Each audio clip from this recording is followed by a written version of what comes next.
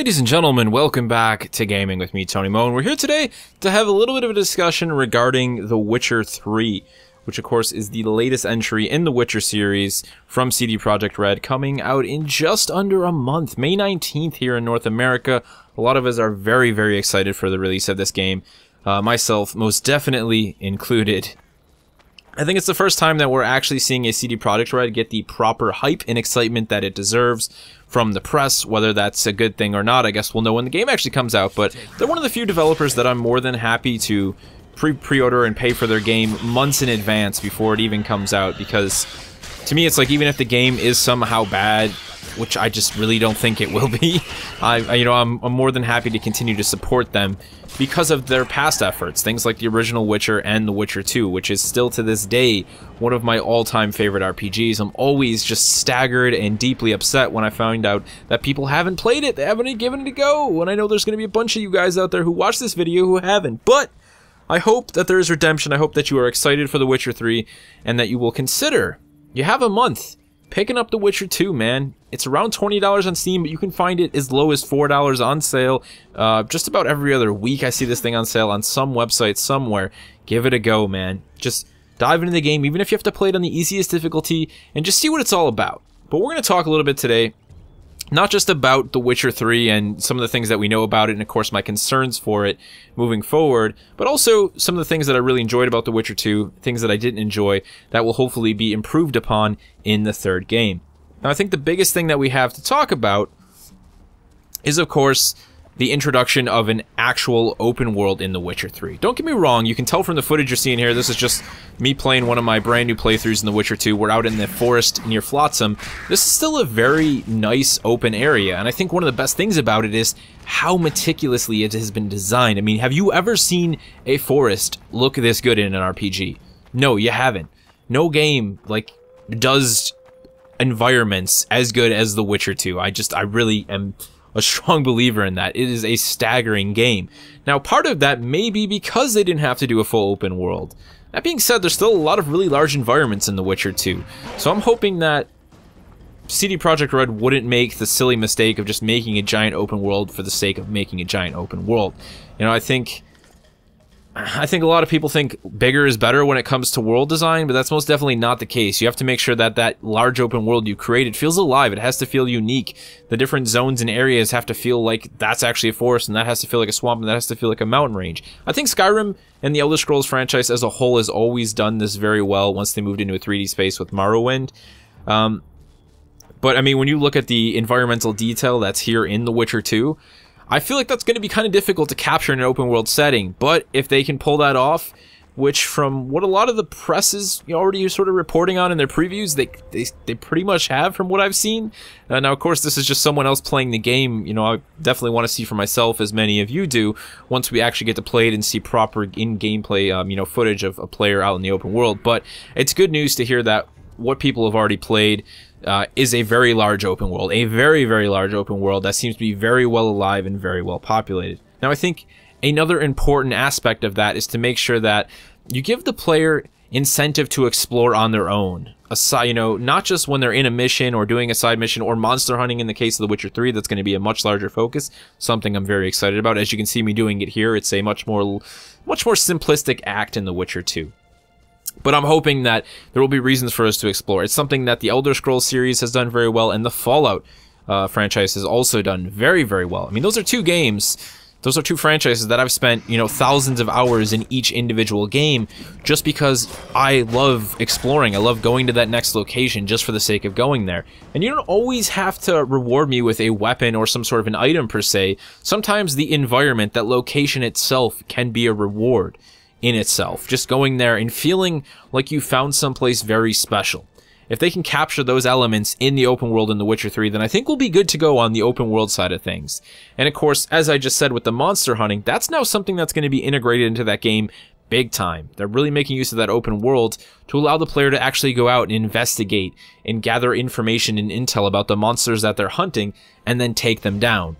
After all, that's what being a Witcher is all about. Proper Witchering etiquette is that you kill monsters. That's what you do. So it's really awesome to see that that's going to be a big part of The Witcher 3. It's something I'm very excited for, and I think it's going to make it a great game to play on the channel.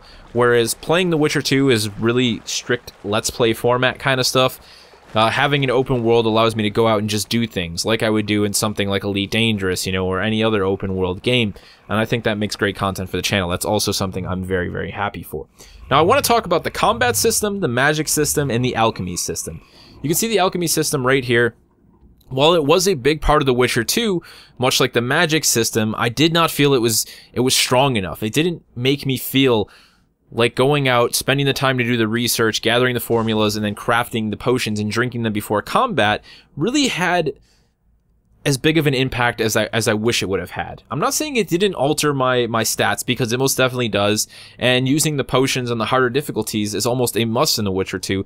I just wanted it to have more of an impact, especially for the amount of work and effort that I was putting into the alchemy system at a later, you know, when I was further into the game, when I was 20, you know, 30 hours into the game, and I was really, you know, doing the research and, you know, finding the crafting ingredients and spending time going out in the open world to find the different pieces, I just didn't feel like I was being rewarded for my hard work. I want to see that be a thing. And also, the other part of that is that you're going to reward prepared players. The combat in The Witcher is inherently difficult. Even on the normal difficulty, you are going to die. I'm hoping that that stays as sort of a core part of The Witcher 3's combat system, because I'm not saying it has to be Dark Souls hard, but I liked the difficulty that The Witcher offered. It made me feel like I actually had to focus on combat, and I had to use all the different mechanics. And it also gave you a reason to want to unlock certain pieces, certain abilities on the skill tree, the combat skill tree that was a part of The Witcher 2, which is indeed coming back for The Witcher 3. However, CD Projekt has said that they want to flesh this out. They want to make Geralt feel like he's evolving over time. If you take the swordsman path, they want to make you feel like you're becoming a more well-honed swordsman. Something that definitely didn't show through in The Witcher 2. And the combat always felt good in The Witcher 2 to me, but when I spent points in that skill tree, I didn't really feel like I was becoming a more efficient swordsman. I just kind of felt like I was gaining abilities that sometimes were more useful than others. So really happy to see that all fleshed out, and I think that, you know, that whole system, the combat system, the alchemy system, the potion system, is all part of what makes The Witcher a very rewarding experience when it comes to combat. It's about that preparation, and I think if they can make that stand out even more in the third game, then they're gonna attract a lot more people to the Witcher 3 than, you know, The Witcher 2 did, because I think that was where a lot of people got turned away. When I talked to a lot of friends who played the game, they loved the stories, they loved the characters, they loved the environments. They were really turned off by just, you know, how they had to do a lot of work, they had to spend a lot of time understanding the mechanics in the game, and the payout never really seemed to be high enough. I can kind of understand where they were coming from with that. So that is hopefully something that is gonna, you know, is really gonna see big improvements in the third game. The other piece of that, of course, is magic, the sign system. This is something that, again, CD Projekt has commented on. They really want to make it better, is basically the way they put it. Magic is supposed to be a big part of being a Witcher, right? Using your signs to cast traps and spells and throw fireballs. It all kind of worked in The Witcher 2. I mean, don't get me wrong, using it is definitely a big part of the gameplay experience, but again, it just did not feel powerful enough. That is something they want to change for The Witcher 3, so I'm very excited about that. I mean, those are really my big complaints when it comes to The Witcher 2. I really didn't even mind that the game wasn't a fully open world. It was just something I wanted to see happen in the next title, so I was very, very excited when they announced that. But apart from that, those were really my three main concerns with the gameplay mechanics, was just the alchemy and the issues I had with magic. The other side of things was the map system. That was definitely something that is very frustrating in The Witcher 2. I'm hoping they revamp that in The Witcher 3, especially with this huge open world. You know, being able to set markers and waypoints. Some people may see that as a casual, whatever the hell that means, option, but I think it's just something that makes sense. This isn't a real world. You're not in real life. It's a video game, and certain tools like that just take away unnecessary frustrations from the gameplay experience. You don't need to have elements like that. I just don't think it's a necessary difficulty. I mean, the game's hard enough, as you can tell. I just died, so that's you know, there's a lot to be excited about with The Witcher 3. I know a lot more people are looking forward to the third game than the second game. I'm very happy about that. As I said, I think I think a CD Projekt game is finally getting the sort of the light shining on it before release, the hype that it deserves, and I'm really hopeful that the third game is going to be something truly, truly special. I'm definitely going to be checking it out here on the channel. So with that, I want to leave you guys with a couple questions. Number one, if you haven't played The Witcher 2, why not? If you have, what was your experience with it? Did you finish the entire game? Did you find yourself bored? Was there certain elements of it that you did not like or enjoy? Let me know your experience with The Witcher 2 down in the comment section below. And of course, if you're looking forward to The Witcher 3, let me know why. What has you excited, and at the same time, what has you concerned? What, you know, when you look at The Witcher 3 and when you read the news about it, you see the articles, what elements of that game have you worried that it could end up being a bit of a mess? Let me know down in the comment section below, and I'll see you in the next one.